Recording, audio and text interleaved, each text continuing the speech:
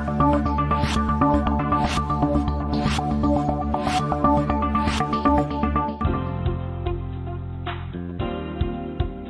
call may be monitored or recorded for quality assurance or training purposes.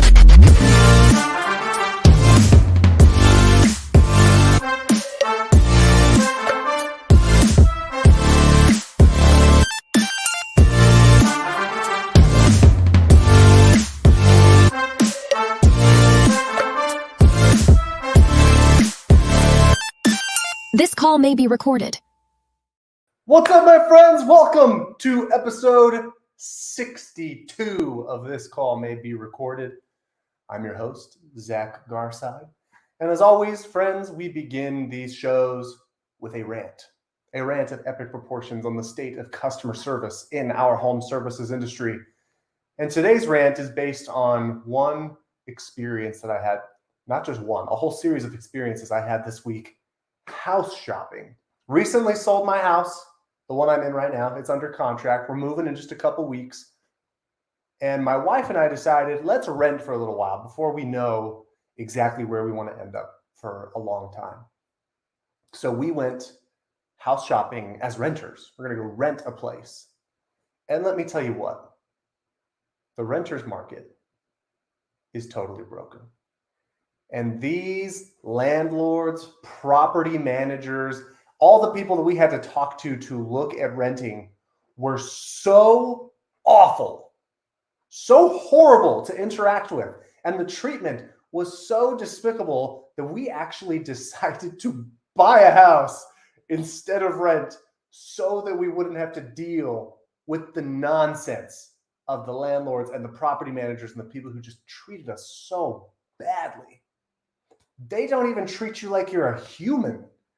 You show up and you say, hey, I'm interested in this property. And number one, if they even answer the phone, which most of them don't, they treat you like you're just a parasite, sucking up their time and their resources and pestering them to get what you want. When in reality, all I'm trying to do is make sure that I have a place for my kids and I to sleep. We're trying not to be homeless here.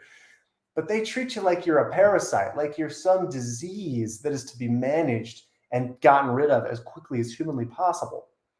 And then when you ask questions, they go, yeah, no. If you have questions, then we're probably not even going to work with you. Guys, we filled out an application for one place, a house that was gorgeous, beautiful, bigger than the house that we live in right now, really well priced. And we thought, yep, this is the one, we're going to live here. So we fill out the application. We get a message back that says we're approved and we need to sign the lease, but we need to make sure things go through on our house before we sign this lease. So I say, can we delay the lease just a couple of days so that our house sale can go through? And if you get another applicant in the meantime, let me know and I'll sign the lease right away. And they said, okay, we can do that. 3 days later, the property management company emails me and says, hey, we gave the house to somebody else. Let us know if you want to transfer the application to a different family or a different home. And I go, whoa. I thought we had an agreement. I thought that you were going to let me know if someone applied so that I could then sign the lease. But you just gave it to what was the point of that conversation if you just gave it to someone else? And she says, well, we're contractually obligated to give it to someone else now. And that phrase right there, contractually obligated, It's like when you tell a customer it's in our policy or our policy states or we have to or our procedures or our schedule's booked solid. We can't help you. We have all of these roadblocks in the way because, Mr. Customer, we don't actually care about you. All we care about is ourselves, making our life easier, making our processes run smoothly internally, even if that means you have to pay the price with your experience, time, and emotions. Think when you set up processes internally, not just about what it's going to do for you, not just what it's going to cost you, but try to imagine as well what it may cost your customer for you to do business that way. What cost are you asking the customer to take on, whether it be emotionally, from a time standpoint, a financial standpoint? What cost are you asking them to take on in order to make your life easier? And then reflect, is that what I want to be known for? Do I want to be known for making my customers take on those types of costs? Because the renters market, I'm telling you folks right now, it is broken beyond repair. I was thinking all week, like, how could I start a company that like solves this problem? What software, what thing could I do to fix the renters market? And I ultimately determined, honestly, maybe I just start my own property management business and provide good customer service. Like, could it possibly be that that's the differentiator? And I believe, yes, in fact, it would be. The level of service would be a reason for people to spread the word, become loyal, renew their leases, and want to work with me over all of the other soulless, emotionless, manipulative,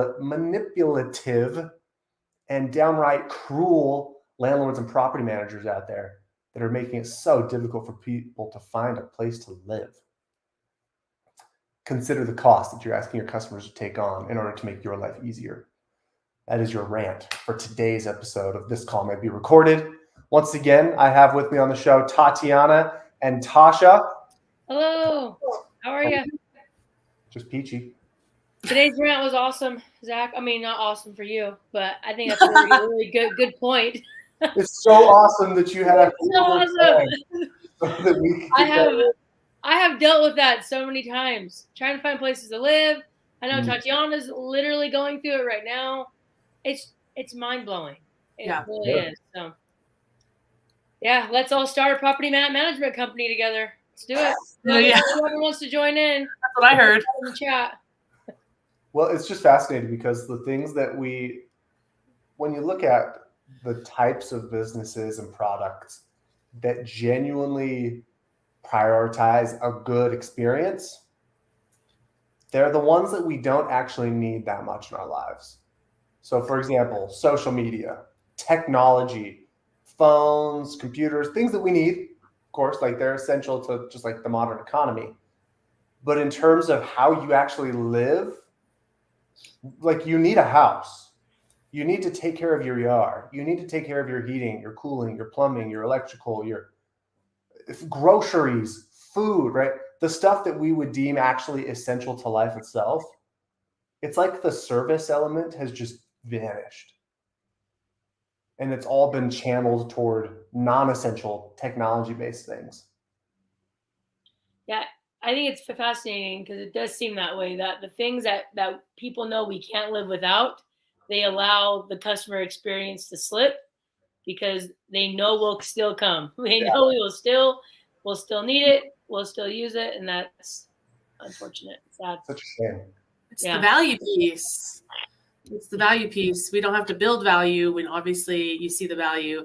I think that's never been more obvious in my life than when I worked in the ER. I was in the ER for 5 years, and I'm telling you, find customer service in an ER, right? Yeah, that's essential. I remember one of my first calls where I had just become a a coach, and one of my CSRs was like, "This is an emergency. They don't have any heat." And I was like, do we know what an emergency is? Let's define emergency. No, I do though. I think that sometimes when the value of the service is so great, like of course, if you have an emergency or come to the emergency room, like I don't have time to tell you that I care about that. I'm just going to fix it. Right. Because that's where we see the value. But when someone does decide to go above and beyond and bring that human connection into it, I mean, that skyrockets. I mean, you already had the essential piece, which was essential work. But when you can bring the customer experience aspect into it and the personability, I mean, who's going to stop you? I don't know. No one can.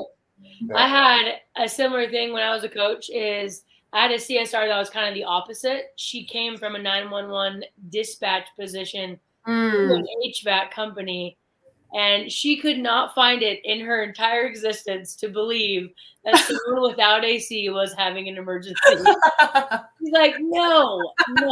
I feel that. You sure heard this call I had and that call I had that were, life-threatening things. That's me. Yeah. Dying, house is on fire. Like, she's like, I don't see it. And it took some working to really, change the mindset from what we think is an emergency to understanding what they are feeling like an emergency. If I am in a home that's 90 degrees and I have a 5-year-old, a 1-year-old, and a newborn, and it's the middle of the summer, to me, that's an emergency. Totally. Someone else, it might not be. If they have no kids and they can say, hey, let's go paddleboarding for the day. We don't have AC, right? It's just, you can always kind of balance it, but it's about looking in and putting yourself in their shoes and thinking, you know what? Let me validate this because this is clearly an emergency to them, and go ahead and reassure them after that. I think it's just a game changer.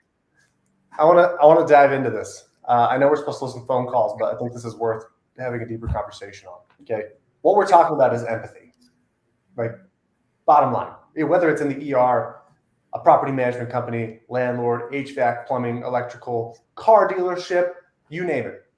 We're talking about the empathy to be able to understand what does this customer need to feel good, not just making a single transaction,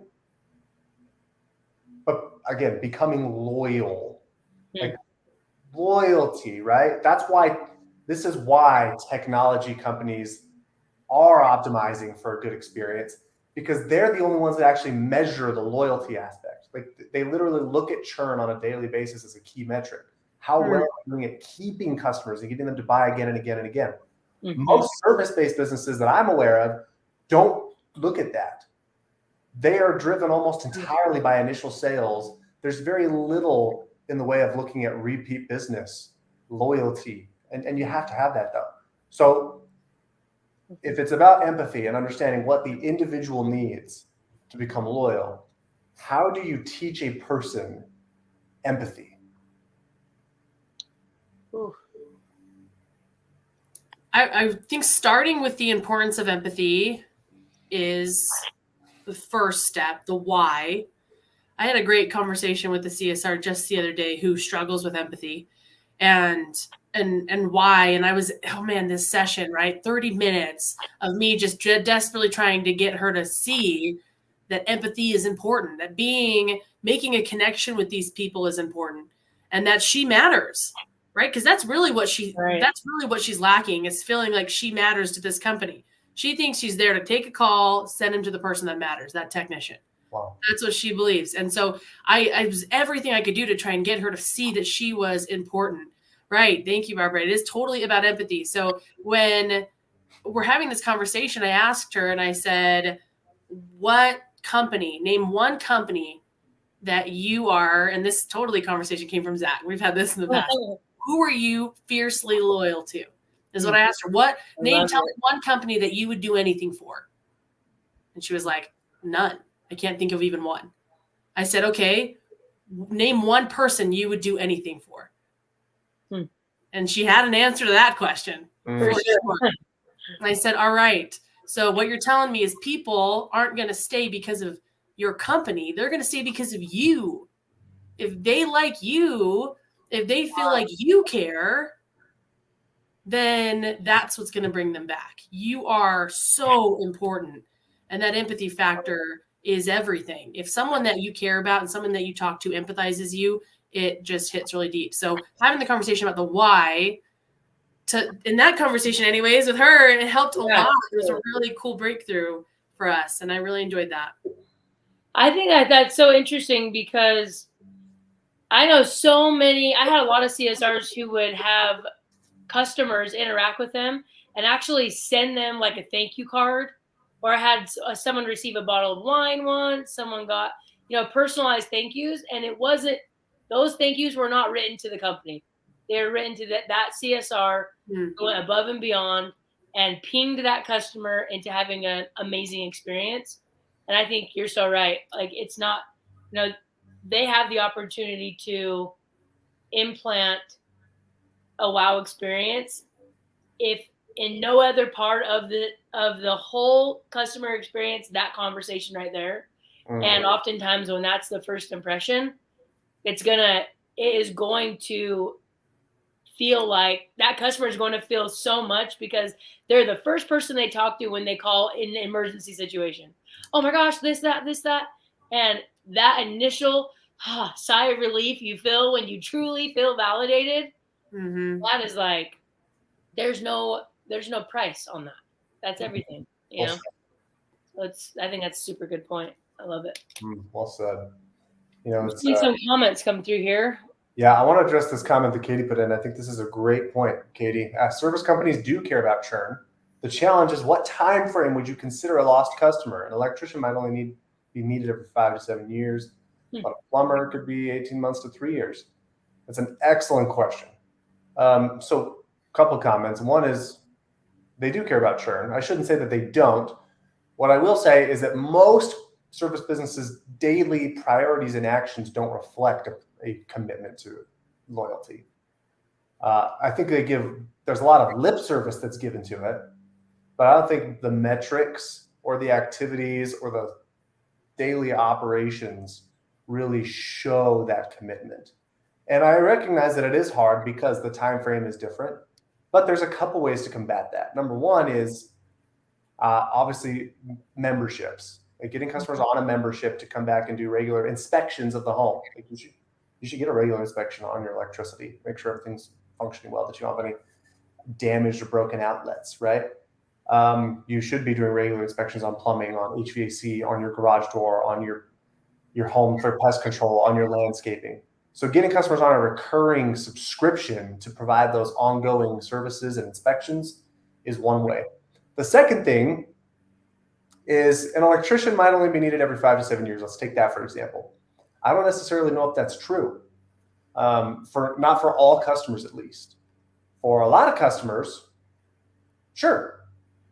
But I personally, as a homeowner, have done 6 projects in our home in the last 3 years that required some form of electrical work, whether it's installing new lights inside of a room, moving an outlet up higher on the wall, wanting to add additional lighting, all kinds of stuff, right? Like getting new internet installed in our home.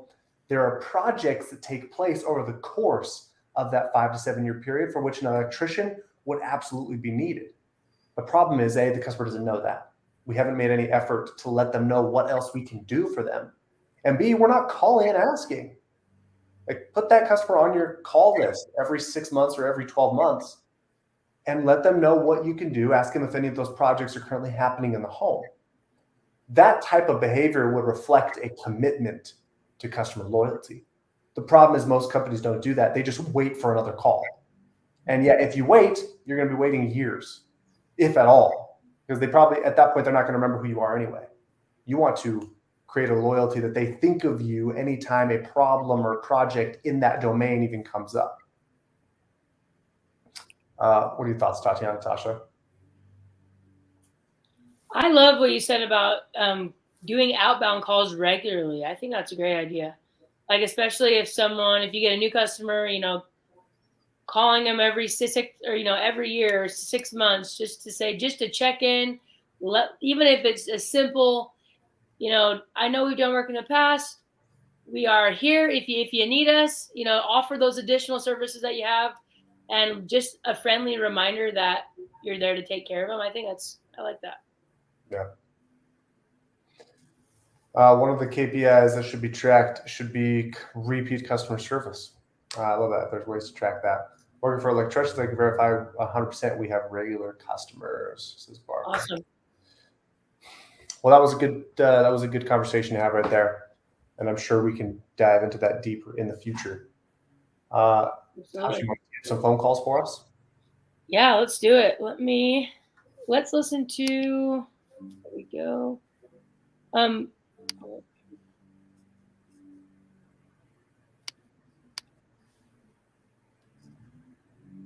right, here's the first one. Good morning. This is Mandy. How may I help you? Yes, Mandy, good morning. This is Richard calling. We're under contract with you, and we are not getting heat from one of our 2 furnaces. Oh, no, that's no good. When did you notice this started, Richard? Last night. Okay. And Air is coming through. The air is coming through, but it's just cool air, or room so you're temperature getting air. colder. Okay. Yeah. You're correct? Correct. Okay. and I looked through the little porthole. The green light there is flashing rapidly. Okay. And let's go ahead and see what today's schedule looks like. What is your availability to have a technician come out, Richard? Today, are you speaking about today? Correct. Anytime. All right, let's stop there and chat. What do you guys think? I like it. She's got lots of good qualities in this call. One thing that stood out to me that I know we talked about the empathy in the beginning of our session today. It is always so shocking to me how much better I feel when someone simply repeats it. Like, okay, she said, "Oh no," and then she repeated, "How long has it been going on?" "Okay, a couple days." "All right," and it's just like that simple thing. Even though you've just repeated the exact same thing you heard, I don't know if it's me. You guys can let me know if you feel the same, but I feel so understood. And I'm like, she gets it. She totally knows it. I'm good to put my trust in her, and when she was saying that and she's like, "Good to know. Thank you. Good to know." Like just those little tiny blurps that take no effort at all. Mm-hmm. That just really just blows up the empathy in my mind. And it just creates an awesome experience. I love it. Yeah, it's a powerful way to give the customer little cues here and there that you're paying attention. Totally. Totally. I love it. Oftentimes customers tell us what's going on, but if we don't acknowledge it, internally they're wondering, are they really paying attention? Yeah. Tatiana, what were you going to say? I was going to say in this call, I'll preface my thought with, I really like this call so far. I think that the CSR sounds very sincere. She's so sweet. Now, if we're talking about elevating it, taking it higher to the next level, I would add in reassurance and gratitude. Those are the two things I wish I would have heard in addition to. Now, again, for y'all, don't come at me, I promise. I liked it. She sounded good. But those are the things I would love for her to elevate just a little bit. He mentioned that he was a maintenance member, some gratitude there. Like, "Oh my gosh, thank you so much for giving us a call back. This is why we're here. This is why you're using us so that we can be here to help you when you're needing it. Let's do this." We can totally take care of you, right? Along with the care. Care was her first instinctual reaction, and I adore that. So I wouldn't change anything about that. She was immediately like, "Oh no," right? That was her first thing. Definitely wouldn't change that. But to elevate it, taking it to that top notch, I would add reassurance and gratitude. Love that. I love that you brought gratitude to the beginning of the call. And I think, we coach that. It's something that doesn't come as natural to maybe new CCSRs to the industries. But I think putting gratitude and not just leaving it at the very end when you hang up, sprinkling it throughout the call, man, that is like, to me, that takes a good call to a wow call. Yeah. Thank you so much for being a loyal member of our XYZ family. We appreciate you so much. We're going to take great care of you today. We definitely want to get that house cooled down for you. Like, whoa, the difference in bringing that gratitude to the beginning, it's night and day. So I love that you pointed that out. Well said. One thing I want to acknowledge for those who may be wondering in the audience is if it sounds like we're nitpicky, if it sounds like we are really harsh, like I thought maybe to address this with the quality of customer service, the commitment to loyalty and churn, and diving into calls that are pretty good, but saying how they could get better. It is because two things. One, we believe that CSRs are capable of so much more than anybody else thinks they are. Mm-hmm. I hate to see companies that just mail it in and take average good customer service as yeah, we're killing it. No, that's the front line first impression of your business. Those individuals, those people can earn incredible livings and make great careers here. But the only way to get people to think like that, the only way to get them to think about building a career in this position and making six figures and all those other benefits is to put more pressure on them. It is to provide more accountability and a higher level of expectation. Because if you take good customer service and say, it's great, keep it up, they're going to get bored. They're going to feel like they're no longer important and they're going to quit. You have to position the customer service position as a position with limitless potential on all fronts. The quality of service, the quality of conversational skills, the income, the tenure that the person stays in the job. You've got to change the perception completely. So that's why we nitpick. That's why we dive so deep into these little things. Is because we want to change the perception of customer service from, yeah, it's a position you need somebody average in, to this is a position that can literally make or break the entire customer experience. And people can build a career here, but only if the company is willing to optimize for those outcomes. Your customer service department is capable of 10 times more than you're letting them achieve right now. And I think to add to those opportunities that you said, it's also the tools and the resources, right? Like the ongoing coaching, like different trainings, like access to gain the knowledge of how to do it. Because I feel like once you give them these tools, you can hold them accountable. You can expect more. Oftentimes we expect so much, but we don't give any of the tools to actually help them get to that point and reach that expectation. And I know for me, I can only speak for myself, but that would probably make me feel pretty defeated, having an expectation and not knowing quite how to get it or reach it. And I think that is just something to keep in mind because, man, I've seen firsthand on calls, CSRs come to me and the point of contact, their words, not mine, say, this is the problem child. And then a few months later, the most compliments, the highest booking rate, the biggest conversion, the most ROI coming into the company.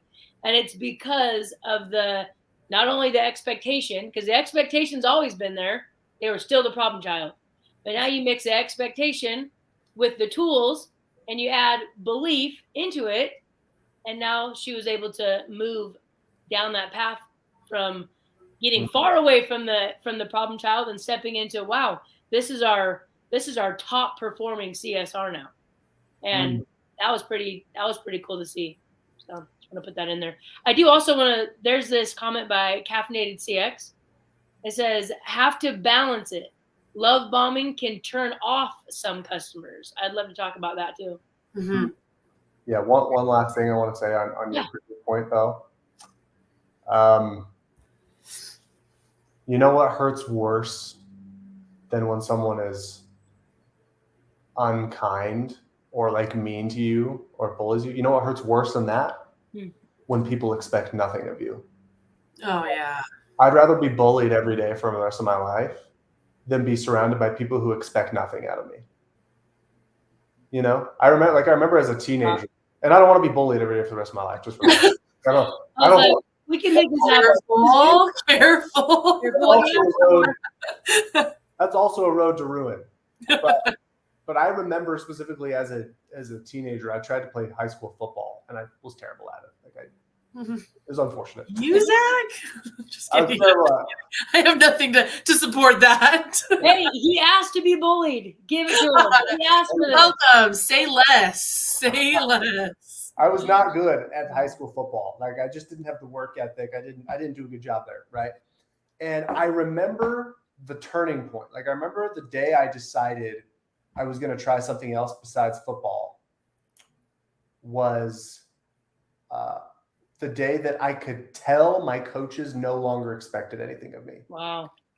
There were days where they yelled at me, where they're like, get down and give me 100 burpees. Like, what are you doing? Get your head on straight. Like, you know better. Those things hurt and they are frustrating, but they don't even come close to the day that I knew they no longer expected anything of me. When I would screw up and they'd say nothing, not notice, not coach me, not give me feedback. That hurt way more because from that day forward, I knew there's no hope. They've given up on me. You know, and do you know how many CSRs feel like this? Yeah. Like, and I'm not advocating for being a jerk. I'm not advocating for the harshness. Okay. That was probably a bad comparison to use. But your CSRs want feedback. They want coaching. They want to get better. Everybody does. When you simply stop expecting greatness of people, that's actually worse for them. Yeah. So much worse. than you being okay with mediocre? I just think how impactful it is to provide a space where people can step into their power.